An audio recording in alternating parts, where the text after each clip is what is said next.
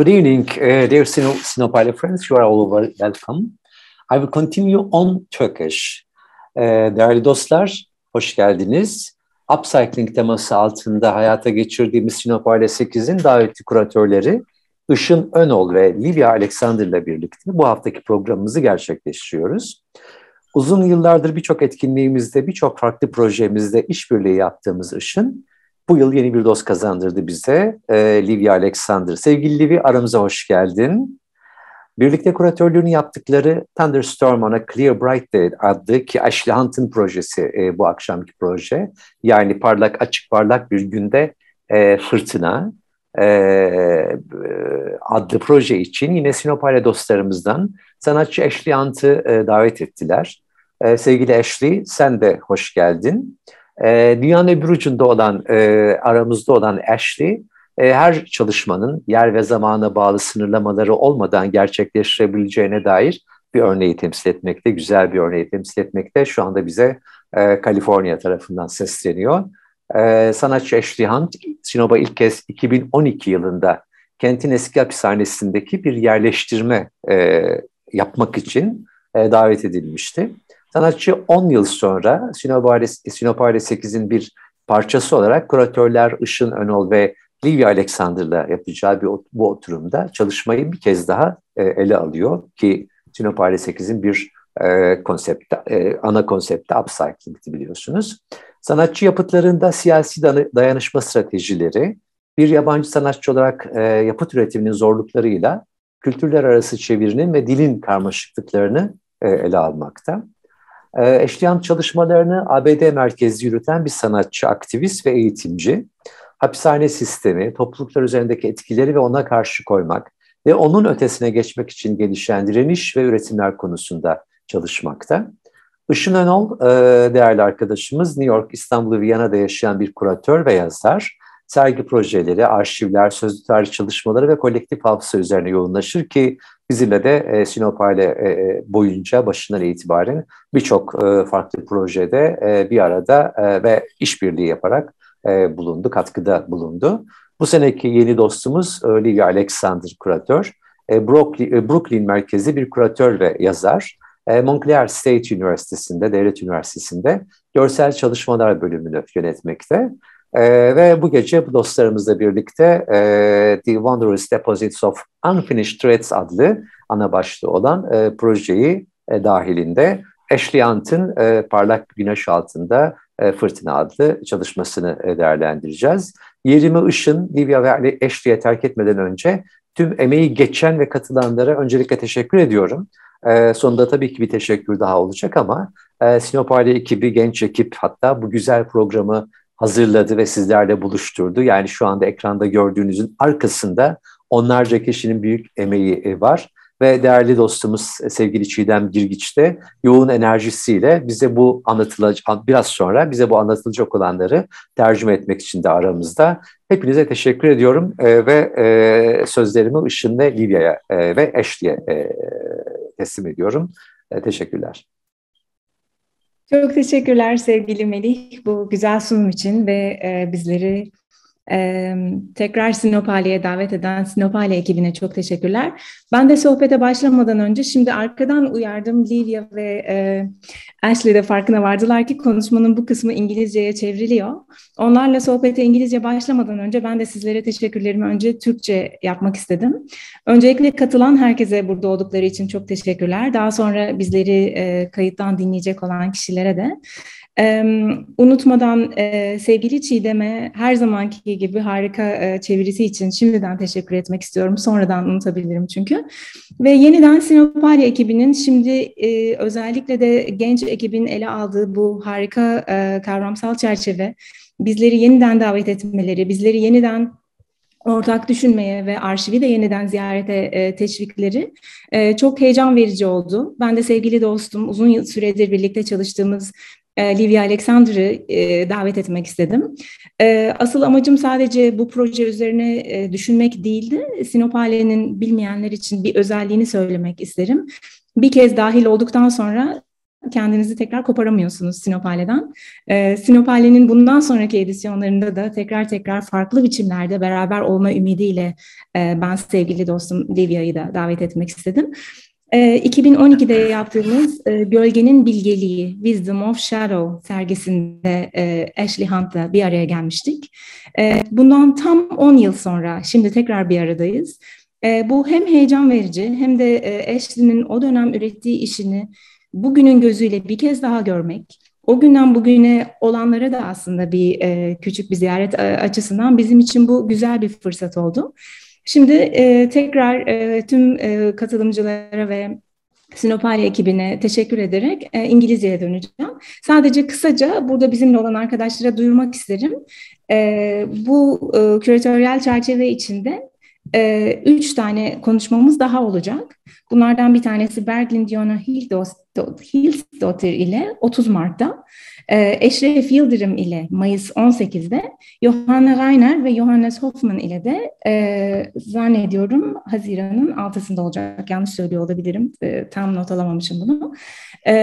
Bundan sonraki buluşmalarda da görüşmeyi diliyorum. Thank you, Livia and Ashley.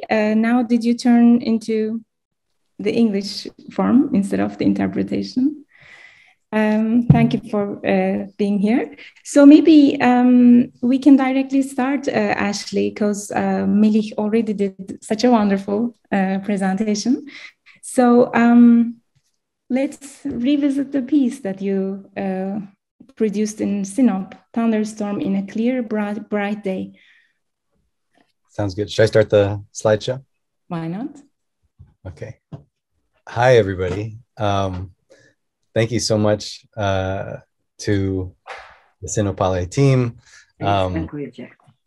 This was, being a part of Sinopale was one of the real highlights of my time being an artist and a person in the world, and also in my kind of career-long trajectory doing work around in what in the US we call mass incarceration, or the prison industrial complex, or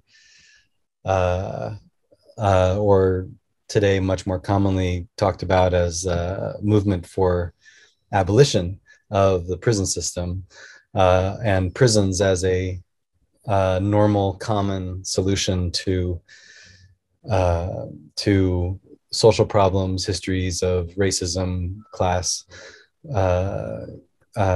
contradictions, and gender violence, and also to thank Işın and Livia for making me a part of this program.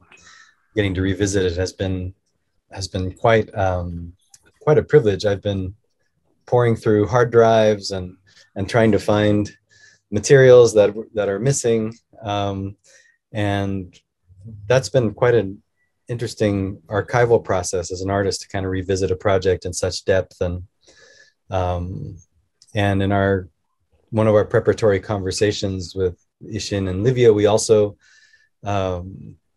thought back to, well, we also thought a bit about what all the things that have happened in our respective contexts, both in Turkey and in the US since 2012, which have been quite profound changes in both of our countries and in the world around us, and in the discourse around prisons and their place in a kind of modern or contemporary democracy.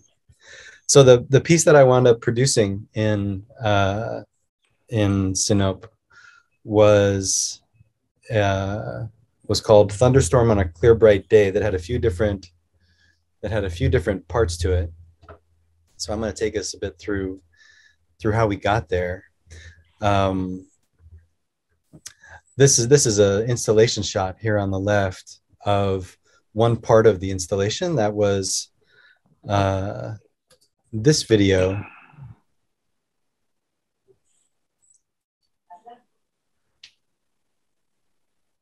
And I think I'm going to come back to this video and how that got on the ceiling. I was invited by two curators from the US, who I think by the Sinopale team were invited to bring an artist from the US. And they were Janet Kaplan and Sean Kelly. Janet unfortunately passed away a few years after Sinopale, and I'm not sure if this might have been one of her kind of last international journeys. For me, it was a real pleasure to be able to spend so much time with Janet. She was a colleague of mine where I was teaching at the time, Vermont College of Fine Arts in the US. And the thoughtfulness with which she kind of moved through the world as a curator and as a teacher who I got to teach with was really unique and valued by many people, and has influenced a lot of artists in the US. And I just wanted to, today wouldn't be a good revisiting of this whole project without kind of honoring her memory and her family who survived her, and all of our colleagues who she's touched over the years. Sean Kelly is still the director of Eastern State Penitentiary in Philadelphia, which is one of some people, I mean, it's thought of as the first modern penitentiary in the kind of as a penitentiary. It's the first model by an architect named John Haviland, which is a very kind of interesting history. And that was closed down. I'm not sure when, maybe I'm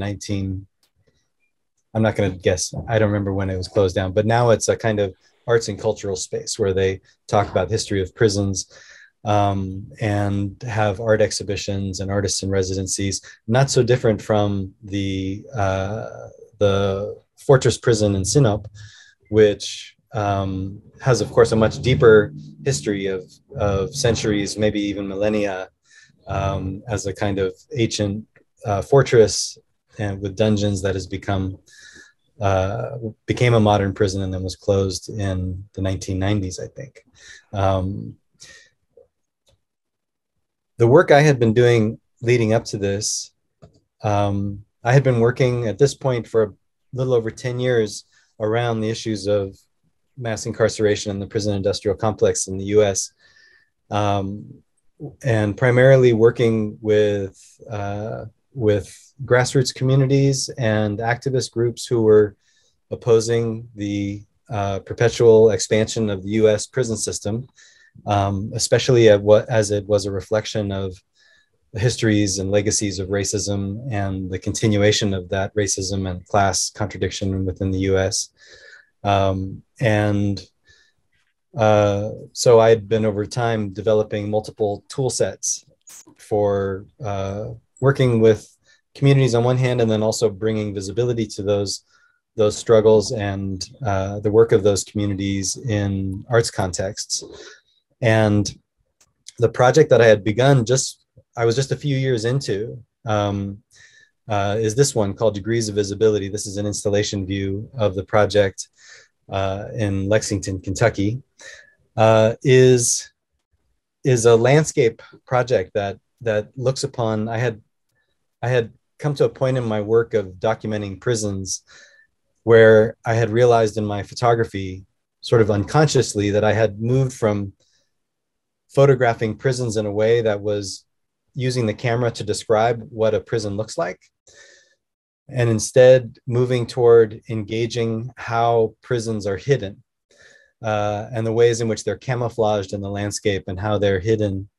And this piece, and my kind of understanding is that kind of camouflage of prisons is one of the things that allows the growth of prisons to take place without more oversight or outrage or awareness about, instead keeping imprisonment as a kind of invisible practice that is historically a part of what modern prisons do, but also is in continuity with the erasure of the kind of colonial and imperialist erasures of multiple communities.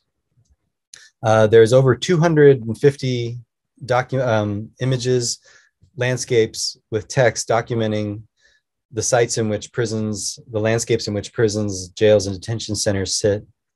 And each one is titled according to the number of people who are locked up in that landscape and the location. This is 971 men, Perry Correctional Institution, Pelzer, South Carolina. 3,321 men, Westville Correctional Facility, Westville, Indiana. 1,071 men, North Dakota State Penitentiary, Bismarck, North Dakota. 4,884 men, California Correctional Institution of Tehachapi, California.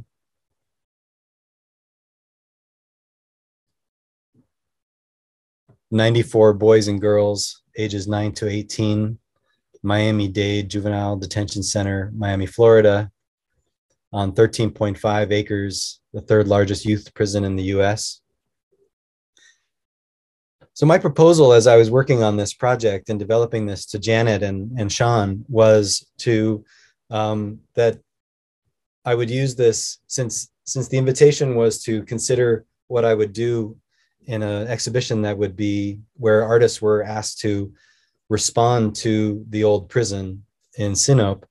My proposal was to see what would happen if I inverted the logic here. So rather than looking onto the prison from outside, and each of these, one thing that's important about degrees of visibility also is that each of these images is always shot from a publicly available point of view, from where the public does or does not see what's in front of them.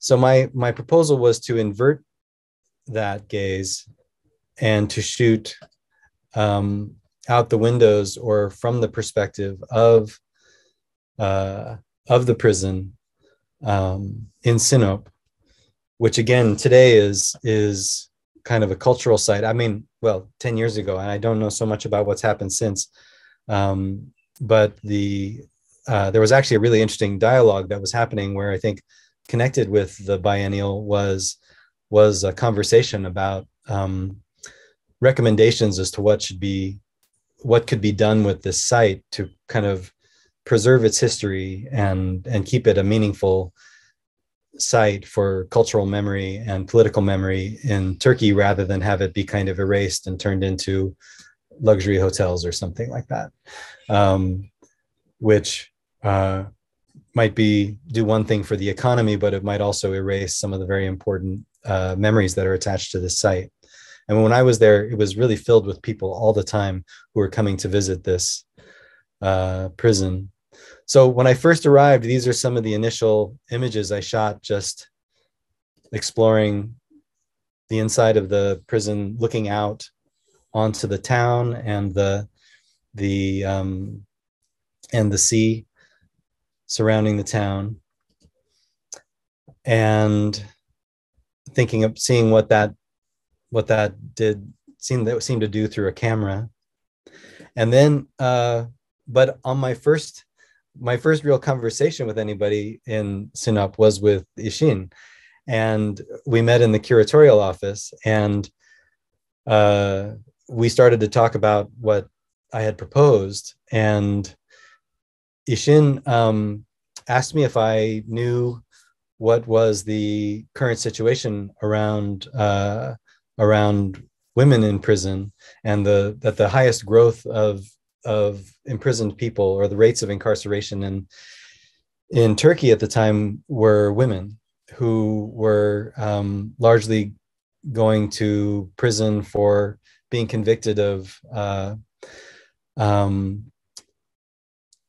defending themselves against violent husbands, fathers, brothers, uncles, and this was the first moment in which I kind of went in my thinking from this kind of abstract approach to a project at a place that I didn't really know yet, to to encountering something that was actually really meaningful and really happening in the place that was actually maybe wasn't embedded in the history of this particular prison, although kind of, but made me feel that that was a much more urgent thread to follow. And what began in my conversation with Işın became a project where we wound up doing interviews with a number of people around both the conditions, these conditions of increasing incarceration and imprisonment for women, and then also thinking, also getting to interview people who had been imprisoned in this particular facility, because one of the last kind of large uses of this prison before it was shut down was for the kind of mass detentions and torture that during the 1980 coup d'etat, where many students and intellectuals and artists and writers were imprisoned, and activists, and there were a number of them living in Sinop who were from Sinop and had been imprisoned at Sinop, and were generous enough, although cautious at the same time, to grant us some interviews and give us a tour of the facility, of the old prison. So I don't know, Işın, if there's anything else that you want to add to that. We're planning to show a few clips from the film that I put together. Maybe I can add a couple of things, Ashley. Yeah. Thank you very much for actually putting your work in the larger context of your work around the prisons and their visibility. One other person than Sean Kelly and Janet Kaplan, it was also, maybe it's important to mention here Beral Madra, who, so in 2012, for Wisdom of Shadows, when I created the conceptual framework for the biennial, I invited other curators to bring in collaborations based on the concept that was already written, which was about looking at the information within the invisible instead of just looking at where the light is shed. So this had some ecological aspects and also political aspects, etc. I think incorrect. As a response to that, Beral Madra and Sean Kelly and Janet Kaplan were in conversation, inviting you, because the work also in the framework of the exhibition would function very well. And we were extremely happy to have the closer look to the people who experienced the firsthand information about the prison from the people who experienced it. So that's why I truly believe your work was a wonderful contribution. Maybe at the beginning, Livia and I did not properly present, but the primary reason why we are re-inviting certain artists from the previous iterations is that in their visits, artists collect a lot of information, a lot of conversation take place with the Sinopians, and a lot of projects are produced in a collaborative manner, but at least the information comes from the people of Sinop. And some artists accumulate a lot of information, so they have this really large knowledge, but then what is presented in work of art is somehow diluted, of course, both through the artistic lens, but also in a limited time, limited resources. Only a part of that work can be visible. So in re-inviting Ashley Hunt in this for this conversation, it was also to look at what is in that archive that is not perhaps in the film, or what else you remember from the visit. And of course, it was 10 years ago, so we might misremember some of the things. I think our conversation didn't start about the women, it came later, but women are not predominantly in the prison. That's the thing is, only few of them can actually save themselves. So we hear a lot of women murdering every day in Turkey. So it is their husbands and family members, or rarely someone they don't know. They get murdered. So only rarely women also can protect themselves. But then, of course, they end up in prisons. But what we learned while we were in Sinop was that mostly, if the woman is in prison, mostly the reason behind it was the self-defense. But primarily, it was I think, the military coup that we spoke a lot about. And we started interviewing a lot of men, actually. And then we also, at some point, started speaking about women. This is my remembrance of the, sorry for the remembering it differently. But I think one thing about the Sinop prison being right in the center of the city, and after the 1980 military coup, almost every family having a member in the prison was so vividly memorable for the people of Sinop.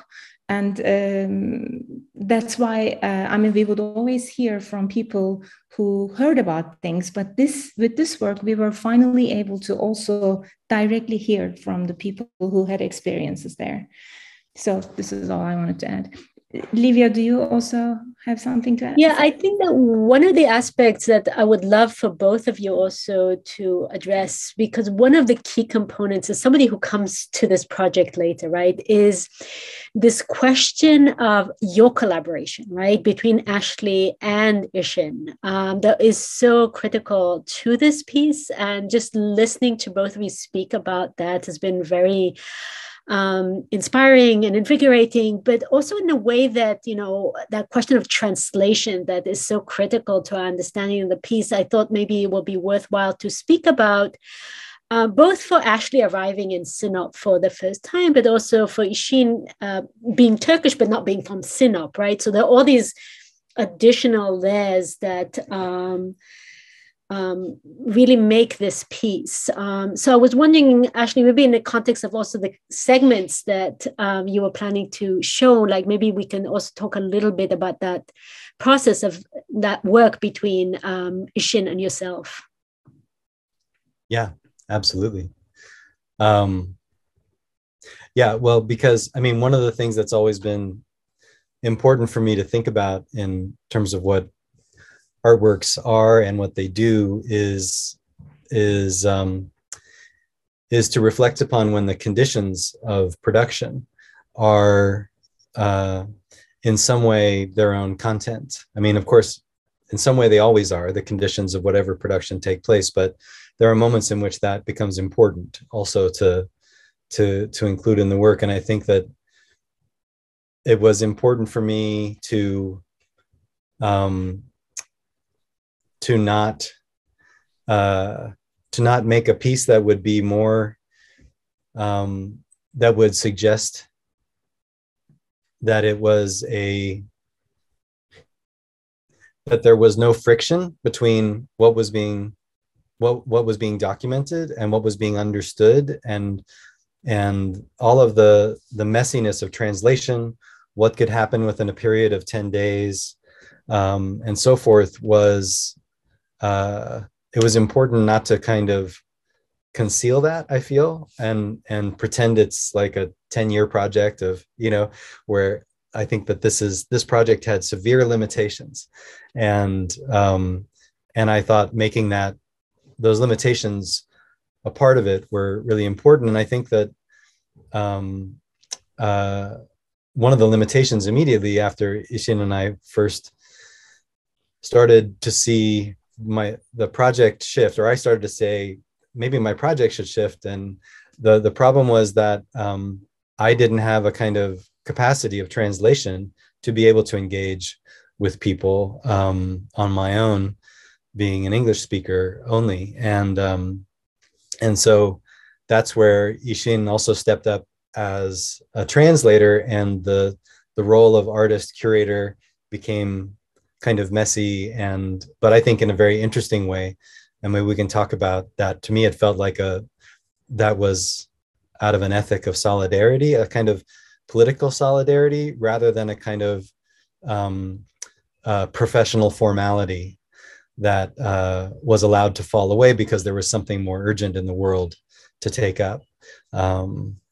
So the first clip here that I have queued up kind of introduces this discourse around questions of translation, people who were involved, and has some initial narration about my own perspective of kind of arriving in a new place and being expected to be able to engage it in a way that I know it, and of course I don't. So so it reflects on that. So we'll start there.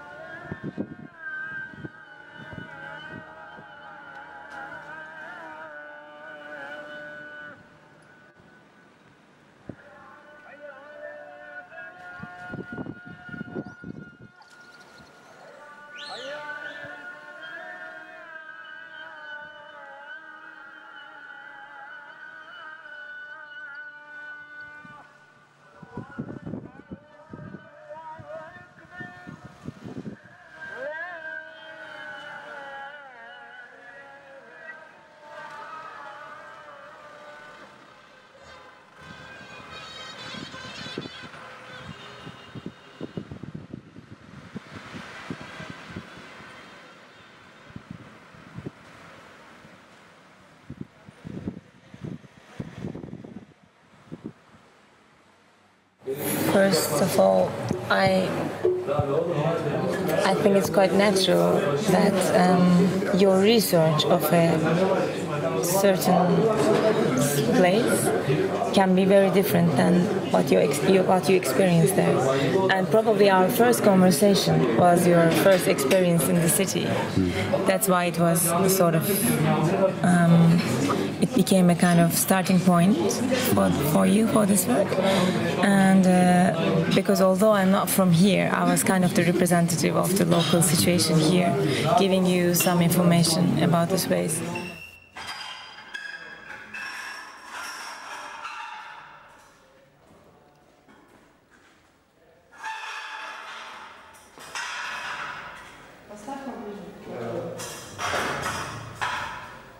Hi.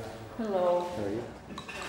Tamam, o zaman. Çok sağ olun. Kendinize iyi bakın. Çok teşekkürler. Hoşçakalın. Teşekkürler. Hoşçakalın. Siz yarın... Shall I translate or shall we translate as a text later? Would you... I think it's good to translate now. No, okay.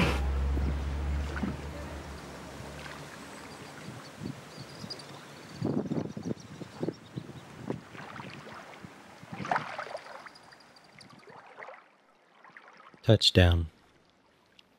I enter as no more than a tourist. Nothing prepares you for the shock of a new place.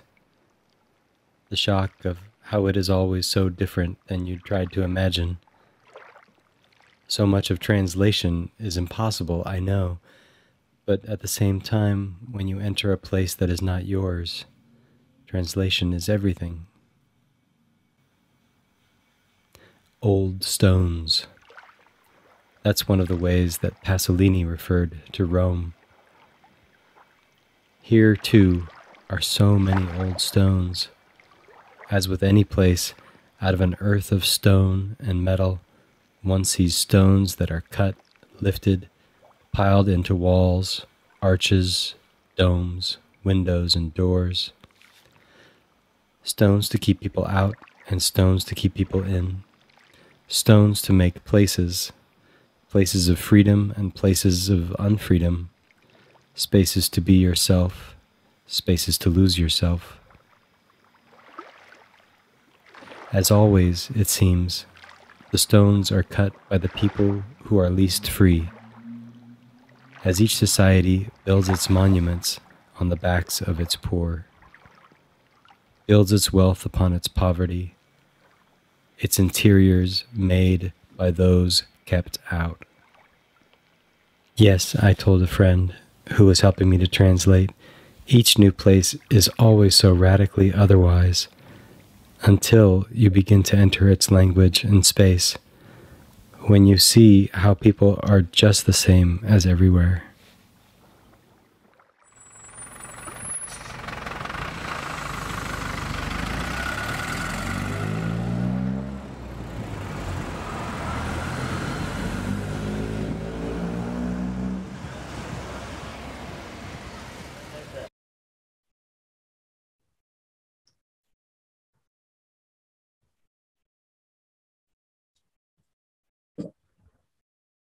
So that's the introduction to the piece.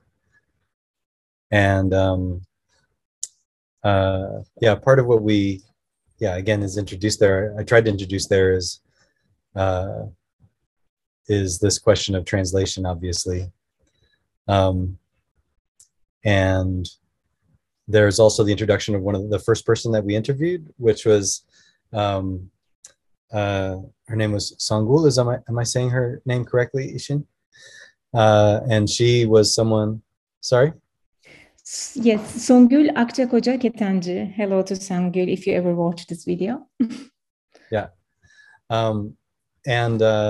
She was one of the, she was the first person we interviewed, and she was someone who was also acting as a kind of, this is something that, one of the things that I was very interested in was how I've seen through things through over the years is how the realities of imprisonment and their cultures that develop around imprisonment translate across cultural difference and boundaries, even when it seems like there isn't a deep connection. And one of the things that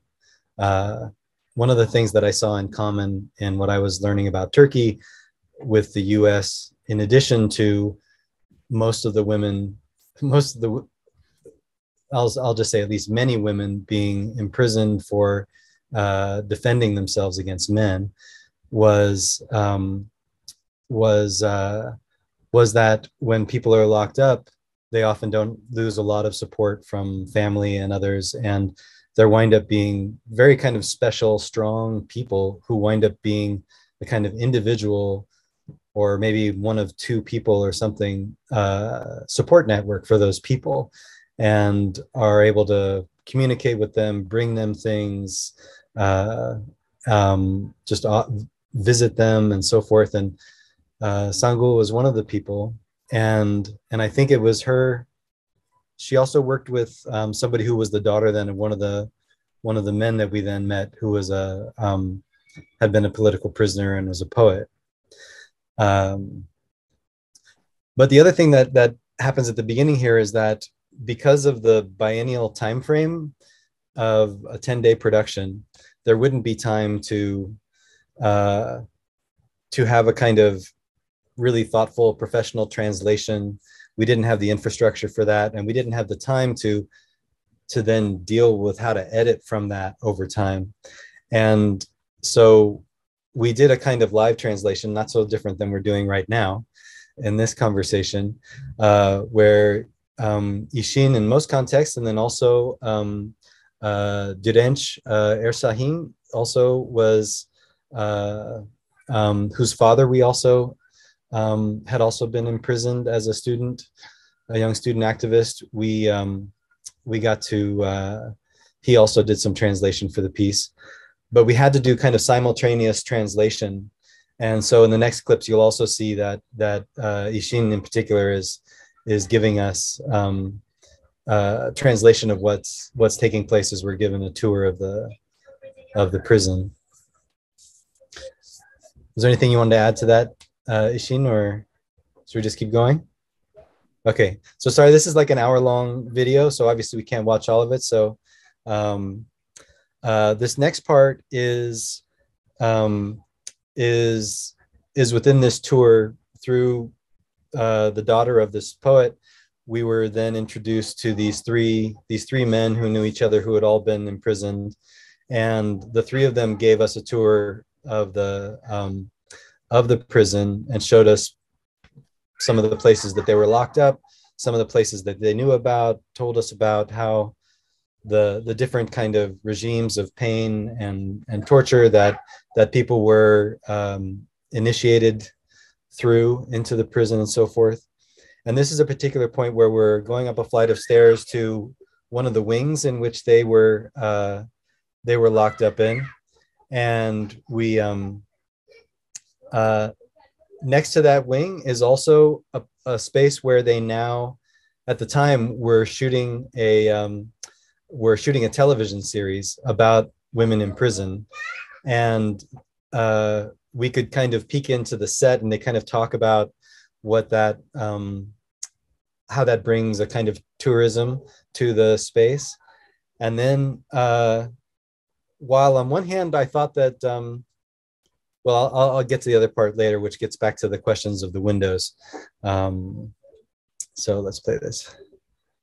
Sabahattin Ali, and they are really thinking it is through their constant warnings, and because he thinks this TV series was supported by the government, and they really aimed at creating some sort of deleting the social memory of it, the experiences, but creating a new history. So it was a conscious act of making people forget the history. He says it is all very wrong. You are trying to understand the history, looking at the what is left from the TV series. You are not even looking at the history, he says to the visitors.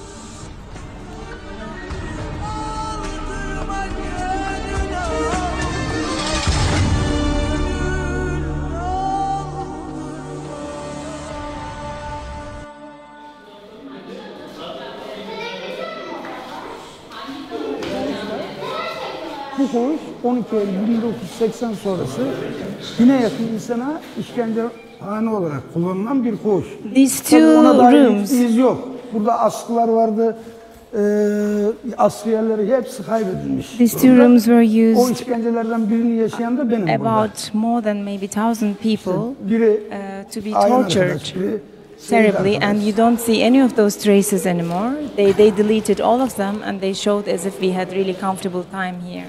But we were these are the places where we were terribly tortured.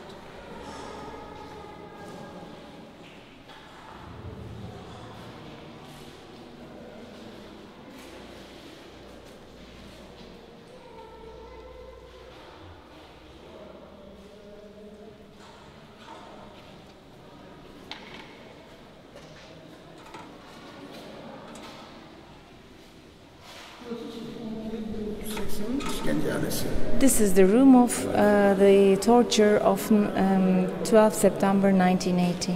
Burada işkence yapılan arkadaşın durumuna göre hemen yeniden işkenceye alınacaksa bu koğuşlar kullanılır. Gördüğün koğuşlar. Ama bir gün arayla işkence altına alınacaksa Malta hücreleri şimdi gidince göreceğiz. Oralara konulur, ellerimiz arkadan zincirli, gözlerimizde bant, onun üzerinde torba. Torba buradan sıkılmış vaziyette işkenceye alınırdık. O şekilde çıkardık. Yani işkence burada başlardı, dışarıda başlardı. Yani o 6 aylık bir dönem Sinop'ta zaten işkencehanesi olarak. Burası kullanıldı yani. sort of other Buradaki aileler uyuyamadı. the families living around, they wouldn't be able to sleep. Sarımsak Mahallesi denen mahalle bu duvarların arkasında. Mesela o 6 ay boyunca o işkence seslerini dinledi onlar. Tanrı aslında sessiz tanrı. Were they conscious of people being there and Siz listening? biliyor muydunuz o insanların orada olduklarını ve dinliyor olduklarını? Buradayız zaten. Sinopluyuz. We are of course we know this neighborhood very well. Çocukluğumuz bu kalenin dışındaki sınırlarda geçti. We grew up Oynadığımız oyunlarla. just outside of the borders of the castle, of the city walls. So we know every. We came back to memories. That's why all these poems are coming out. O günler çok ağır. It's very heavy, of course. We had many sort of traumas, both for the people present and outside.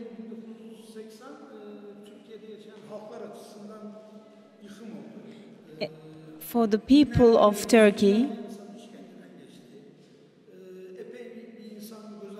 it was a real massacre, 1980. Many people have been killed through torturing. Many people were disabled afterwards.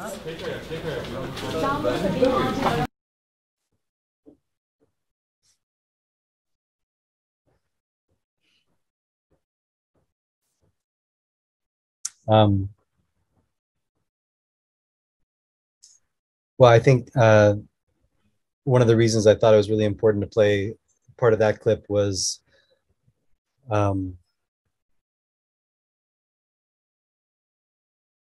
I guess not any one reason, but I think that there's something around this question of the kind of cleaning up or sanitizing of memory or disinfecting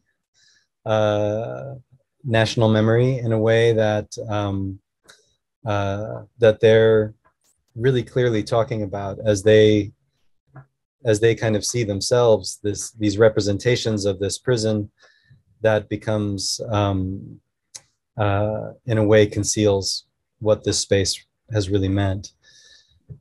The other thing is that, I mean, in the narrative, this is not so they're so directly in the piece as a narrative, but in terms of our conversation here around having started with this idea that I would look at the windows and reverse this gaze from outside the prison to from inside the prison out. That was a moment where looking out the window with their story of the community surrounding the prison, being not only hearing the torture and people's screams and so forth, but also at the same time knowing everybody, because as he says, we are all Sinopeans. Everybody knows us, and we know everybody. That I think that when I look back, that becomes a really important moment where we get from a kind of abstract theorizing around power that becomes, that a prison is an institution that's about power and it does this, and it's and trying to analyze it on these kind of functional levels, how meaningless that can be, or even sanitizing in its own way if we don't talk to the people against whom that power has been used, and to engage and value the memories and the voices that they carry with them as part of the record and the living archive of that space. So I thought that opposition between the space in which the TV show is now shot and where we were talking, and then the window becoming a kind of social relationship, membrane or surface or screen through which the thing that we take for granted in terms of imprisonment, that it makes sense that some people lose their freedom and other people have it. And however that maps onto class differences, racial differences, religious differences, gender and sexuality differences, that in a way, there's that surface somehow bears that contradiction or holds it together in some way. So those are a lot of very complicated thoughts, but those are the ones that come up for me in looking back at this material. I think that also one of the things that I'm intrigued by, and I would love to hear more from you, because there's certain kind of systems of visibility and invisibility that play. And I was thinking about that series that you have in the US where, you know, that they're invisible in a landscape. But here the prison is visible in the landscape, but its content, its physical remnants are gutted out. But yet the other senses are very much raw, right? They're very much active. Yeah. So I again, the way that you have been using that window to connect those two spaces is very powerful. Thank you. Yeah. I mean, there was a large study that I wound up doing a few years after this that actually took up the question of the prison window as a kind of fingerprint of history, of a lot of these different histories, not in Turkey specifically, but around the world, and the relationship between prisons, not as a kind of only an outgrowth of modern legal theory or something like that, but actually as a legacy of these of fortresses and war. That carcerality is a warlike relationship rather than a civil relationship or civic relationship. And I hadn't really thought about how much that grew out of this question of the window here. And it's one of the things I appreciate about you guys inviting me to engage again with it around this is thinking about those windows. Yeah.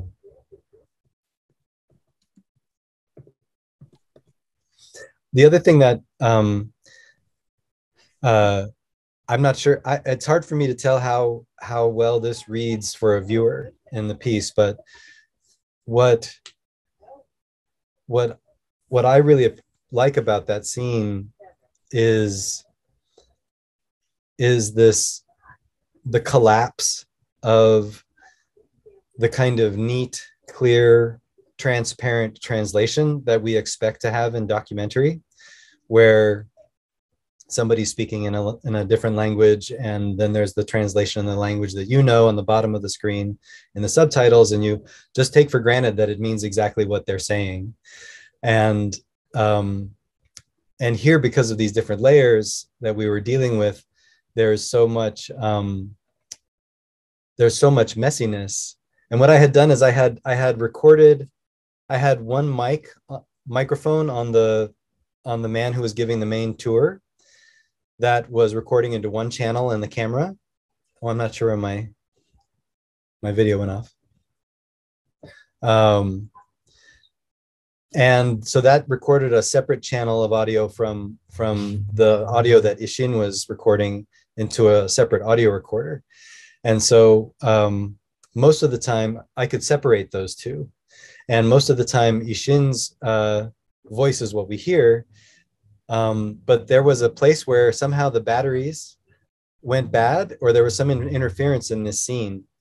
So then I think later, Işın, you translated for me the part that I didn't have your translation for. That's why the subtitles come in suddenly, because it kind of goes back and forth between the English and the Turkish, and him speaking, us hearing his voice, us hearing your voice. And for me, I think there's a very interesting cacophony, or suddenly we realize that there's multiple voices that we're hearing, and it brings up the possibility that we're having to navigate all of that, and there isn't a one-to-one meaning from any one place to another place, but the conditions of production again are such that we I don't know, we're having to think alongside, we're engaging translation, we're engaging the confusion of memory and mismemory and other things as well. Yeah, that's something that becomes very live for me in that particular scene as well. How are we doing on time? And we have now half an hour left. I think you have a couple of more clips to show. Maybe while we are speaking, it would be good to stop the presentation so people could see us. And also we see some sort of a stripe on top of the presentation, so maybe turning it off and starting again will help. But in terms of memory, I think it's an interesting aspect because we are also relying on the memories of these people, the ones that we interviewed. And it is a memory that they particularly, on the one hand, would like to remember and remind others, but on the other hand, would like to forget. And we also saw completely different coping mechanisms in the three people. One of them said they'd never been in this space since they left. And the other one said he came only once to show the place to their children for them to know what's going on, but never again. And the person who'd never been there before was the poet and started reading some poems intuitively. And I think there was that moment. It was mentioned in the video, in the previous clip, you said, the person who was speaking explained that, yes, some emotions and poems are coming out, explaining what is happening to this other person. Before we forget, maybe it's also a good moment to thank those people who actually were with us. And these three were Ceyhan Akay and Seyit Saatçi and Ayhan Bayrak, I believe. And Songül was also mentioned. And in the film, we have two lawyers, Esin Kurdoğlu and Murat Ershahin, that was mentioned by you. And Ayşe, the corn woman, if you show that. I just wanted to thank them in case they find an opportunity to see the video. So what I wanted to say about memory is that it is not a written text, right? Everybody remembers whatever happened in a different way, but then there is the oppression over it. And that moment of remembrance and reporting and translation. So there is a lot, I think, changes through all these processes. And so it's a very different form of collective memory that remains in the framework of this film, I believe. Mm-hmm. Yeah, sorry, go ahead. Now, I just want to quickly add that it raises also an interesting question about the way that your work contributes or participates in that conversation about memory. That without that film, without that intervention, how is that? There's an additional layer that the work participates in. Mm-hmm. Well, one of the things that I brought up when the three of us were talking the other day, and we were thinking about these three different, forms of coping and relating to this personal history, personal/political history for each of these three men was that one of the ways in which, where you had these two people who really don't want to go there so much. One of them had never been back. But then there was the person who's the main narrator kind of touring us through, who actually gives people tours. And I think it's for him, it seemed like one of his ways of relating to that was to be that living memory and to remain the witness who, and I think that, hopefully the film does help amplify that witnessing and engage that witnessing, as you're saying, Livia. But one of the things that occurred to me is that one of the things he reminded me of is one of the first kind of political tours I had of a former prison was a decade and a half earlier. in South Africa when I had been given a tour with a group of Robben Island, the Robben Island prison, which was where Nelson Mandela and I think Steve Biko and many other, no, not Steve Biko, sorry, but many other members of the African National Congress were imprisoned during the anti-apartheid movement. And the people who give the tours at Robben Island, at least when I was there, were all former political prisoners in that space. And it was a kind of a duty and a political act, I think, an extension of their activism and their movement to remain there as a witness.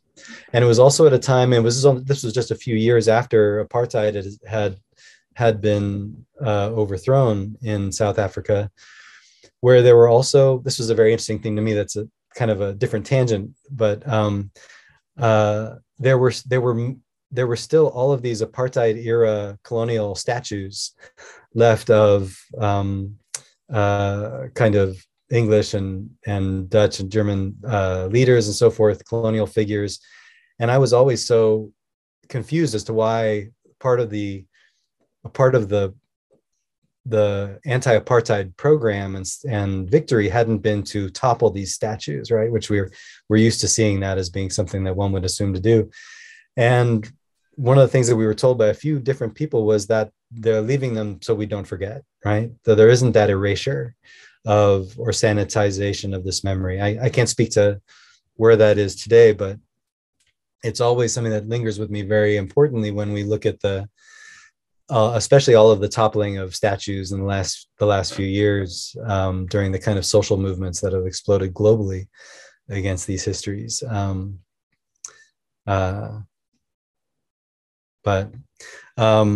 Yeah, the next clip I have queued up.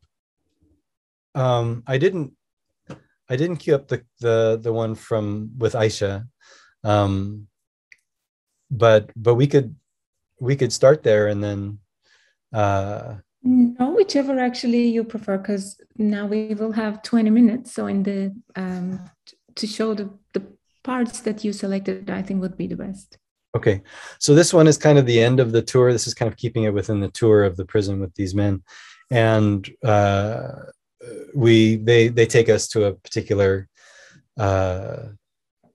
cell where, in a sense, we lose the image. And I thought that this would be, and then maybe we could follow that up with the ceiling image. Was my thought, and I can just say something about why that became a part of the installation. But also after this is also one of the poems that the poet of the three men, Said, had recited for us, that isn't in the film in its entirety, but he spoke it in one of these spaces. So let's start with that.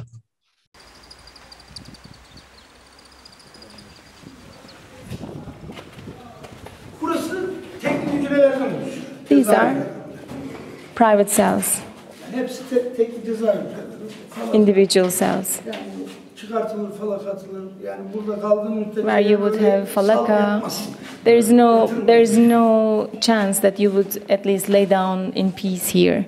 You would be in constant torture here. The place you sleep, the place you eat, the place you... one of the prisoners feels very bad and goes out. The place where you do your toilet, everything is the same. They are all very similar to each other, so you don't need to shoot all of them, and shooting one of them will be enough. If you can shoot in the darkness, this is one of the spaces.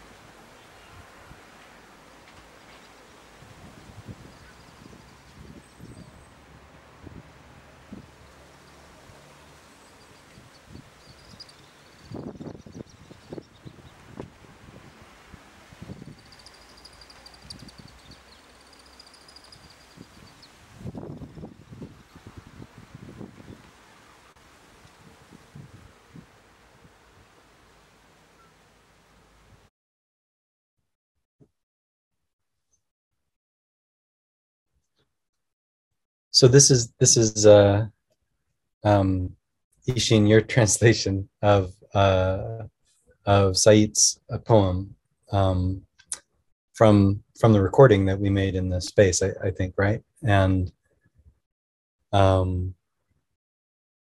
if I remember correctly, it was something he had written when he was imprisoned.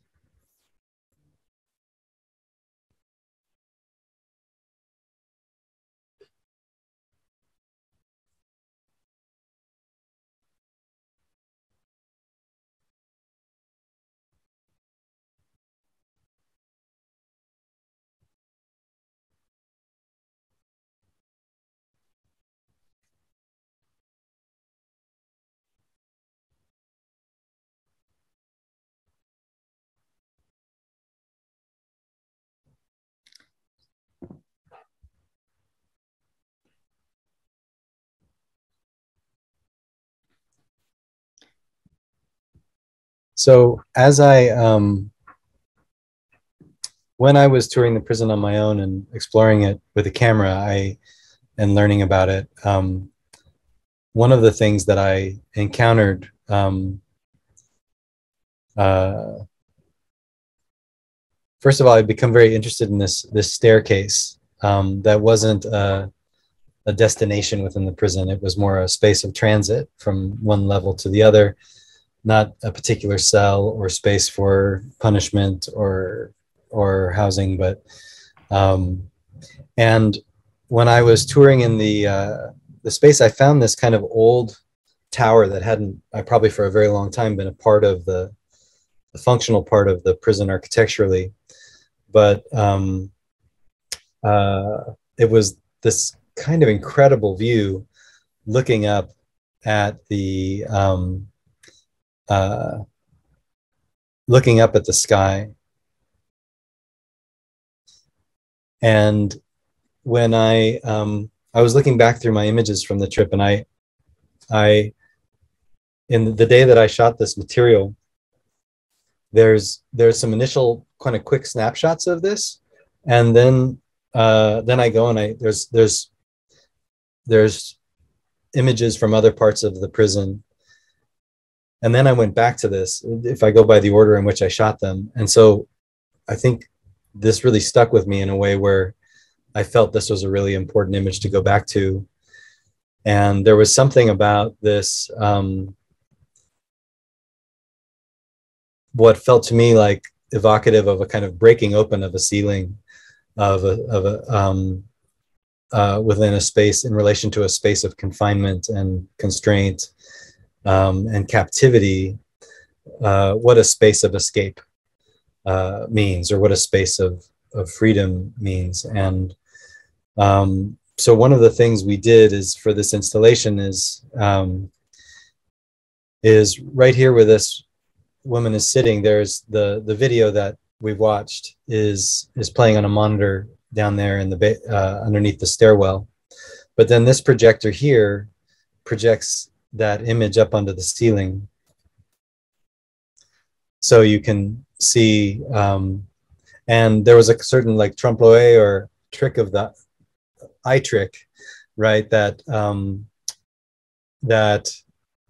upon first looking kind of made you wonder if there was a hole in the ceiling, or made your eye think that there was a hole in the ceiling, even though you knew there wasn't. The other thing that was a part of this installation was were these speakers that we installed actually embedded into the walls with media players behind them, with different interviews. And actually, okay, I'm remembering now, that's where the poem of Said was in one of these speakers, along with the voice of an activist who I work with in the US, who that we had previously about a conversation about what it takes to end the prison industrial complex in the US. And there was one other that I'm forgetting what the other content was. But so as you walk up the stairs, there were these voices that would kind of speak to you as you walk up toward the ceiling image. And then the very first image I showed also kind of illustrated different ways in which people began to kind of engage this, what became a space of this non-space of the prison, the staircase. And I know this is a very Instagram-y kind of meme for people to do this in projections, and especially the more and more that art going in museums and stuff becomes taking Instagram photos of yourself with artworks. But I've just always really loved this image and the way somebody kind of completed the piece from their work. And here's some images of people kind of moving through the stairwell, listening to these pieces. You can see a couple of people with their ears pressed against the walls. And that's what I have. Thank you so much for this, Ashley. I wish I was there in person to participate and experience the work. I'm just wondering, can we leave a few minutes for Q&A? I mean, in terms of anybody having any questions from the audience? And before that, if I can add one thing, I think we didn't mention is that where we were having the exhibition, that particular building is actually the child, I don't know if I can translate it as child prison. It is Islahi Çiğdem. So this playful attitude also has some sort of a connection to that, I guess, because that particular building had completely different sorts of memory than what we heard from the others who were in different portions, and they allowed us to see those portions too. But then where it was exhibited, it was the child prison. Mm-hmm. And that has been renovated as far as I know. Maybe the Sinopale team could also inform us about that. What happened to that prison now? Thank you so much, Ashley. It was wonderful both to hear it from you and also revisit and some of the sad memories also. But it was a great privilege for me to be part of that process with you. I should say that. Thank you so much. So are there any questions? Please feel free to turn on your videos if you would like. Sorudan ziyade bir eklemede bulunmak istiyorum. Öncelikle Ashley'e bütün bu anlatım için teşekkür ediyorum. Çünkü bu süreçte bizatihi ben de oradaydım. Bütün parçaların toparlanması, işte etkinlik mekanının hazırlanması, duvara işte bir takım bir şeylerin, aparatların yerleştirilmesi kısmında idim. Ama diğer tarafta da bütün o görüşmelerde Sinop'tan değerli dostlarım, arkadaşlarım ki bugün ekranda görmüş olduğumuz yaştaşlarım, okul arkadaşlarım onlar vardılar ve onlar kendi gerçek hikayelerini paylaştılar. Hepimizin ailesine gerçekten bu hikayeler yaşandı. Aynen oradakilerin söylediği gibi. Elbette ki bunları unutmak istemiyoruz ama çok da belki de hatırlamak istemiyoruz. O yüzden de o dizi film sırasındaki o eğlenceli hikaye, eğlenceye dönüştürmüş olan şey bir yerde var olan o anıları yok etmekle birlikte bir yandan da bizim belki de üzerine hafif şöyle bir su dökerek unutmaya çalıştığımız, üstünü kapatmak değil ama biraz daha soğutmaya çalıştığımız o dramı da ortadan kaldıran bir durum idi. Ben böyle düşünüyorum. Şimdi aradan geçen yıllar içerisinde tekrar ki dizi Parmaklıklar Altında dizisiydi ve o sayede aslında biz Sinop'ta başka kişilerle de karşılaştık. Yani başka bir Sinop gerçeğinde oraya gelen insanlar gördüler. Bu bir yerde de bir negatif ama pozitif etkisi de olan bir şey olduğunu da söyleyebilirim. Elbette ki bir yerde bellek yok edilirken başka bir bellek oluşturuluyor ama yine bir hapishane üzerinden kurgulanan başka bir şey oluştu. Bir kültür merkezi olarak kurgulanma ve de dönüştürülme meselesi ortaya çıktı. Bu bir yerde belki bunun tetikleyicisi Sinopale olmuş olabilir ki birinci Sinopale'de bu konuyla ilgili olarak çok yoğun iş yapmış olan sanatçılardan birini anmak gerekir. Emre Koyuncuoğlu'nun komünikasyon projesi bu iş için başat işlerden bir tanesidir. O hapishane meselesini, hapislik meselesini ve sınırları bir şekilde çizilmiş ve bir şehir olarak hapis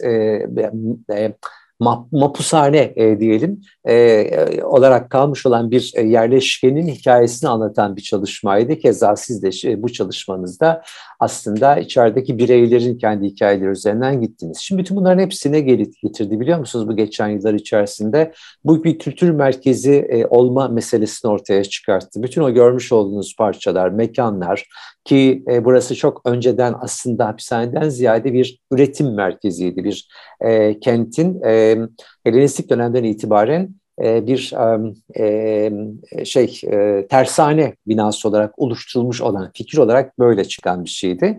Belki oradaki çalışan insanlar da bir hapis olarak görmek gerekebilir. Çünkü o gemileri üretmek için orada çalışmaları gerekiyordu ama bir yaratıcılık merkeziydi. Sonrasında işlev değiştirerek bir misafirhane diyelim aslında. Biz çok fazla miktarda hapislik telimini kullanmak istemiyoruz. Çünkü açık hapishaneydi orası ve o yüzden de şehirdeki insanlarla o hapishane arasında başka türlü bir diyalog da vardı. Yıllar içerisinde bu siyasi taraflarla olay farklı bir hale geldi.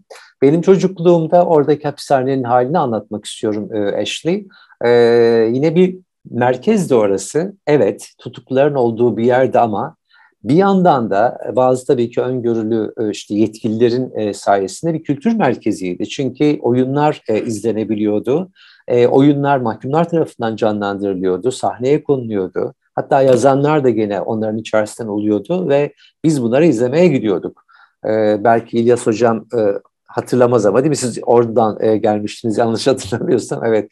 Benim çocukluğumda böyle bir yerdi ve de üretimhaneler vardı. Evimizdeki mobilyaların büyük bir kısmı ya da o sosyal yaşamın içerisinde kullandığımız tüm parçalar burada üretiliyordu. Bir yandan oradaki kişilerle bir diyalog içerisinde oluyorduk. Yani bir iyileştirme merkeziydi aslında. Ve o şehirdeki yaşayan insanlarla kurdukları diyaloglarla kendi gelecekleri içinde başka şeyler oluşturabilme yönünde bir rehabilitasyon alanı şeklinde tanzim edilmiş idi. Ama sonrasında ne yazık ki daha baskıcı diyelim rejimlerin dönemleri sonucunda biraz önce filmini izlemiş olduğumuz daha daha dram dolu hikayeler, hiç arzu etmediğimiz hikayeler oluştu. Şimdi tekrar bir kültür merkezi haline dönüşüyor. O da yine Sinopale'nin etkisiyle olduğunu söyleyebiliriz. Büyük bir rahatlıkla hepimizin büyük emeği var.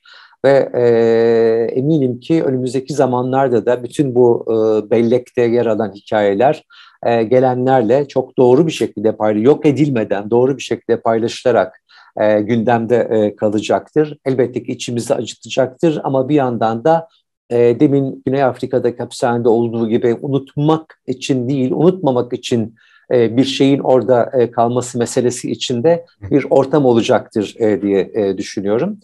Biz de mümkün olduğunca hapishanedeki mekanları kullanarak, yeniden gündeme taşıyarak, onunla ilgili sanatsal projeler sizin katıldığınız gibi ürettirerek, yaptırarak o belleğin sağlam kalması için ve unutulmaması için, şehirli açısından hiçbir şekilde unutulmaması için ve bu ülkenin içerisinde yaşayan ve coğrafyada yaşayan kişiler için unutulmaması için tekrar gündemde tutmaya çalışıyoruz. Mümkün olduğunca elimizden geldiğince. Elbette ki bu işte bu katılımcı çalışmalarla, katılımcı pratiklerle olacaktır.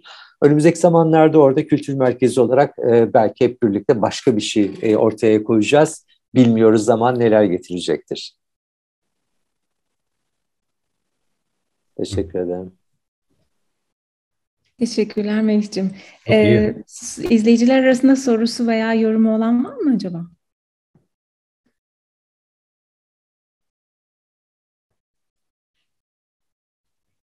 Ben soru sormayacağım ama yorum da yapmayacağım ama çok teşekkür ederim. Bu hani çok hayranlıkla o zaman izlemiş olduğum bu eserin arka planındaki düşünceleri duymak çok çok güzeldi.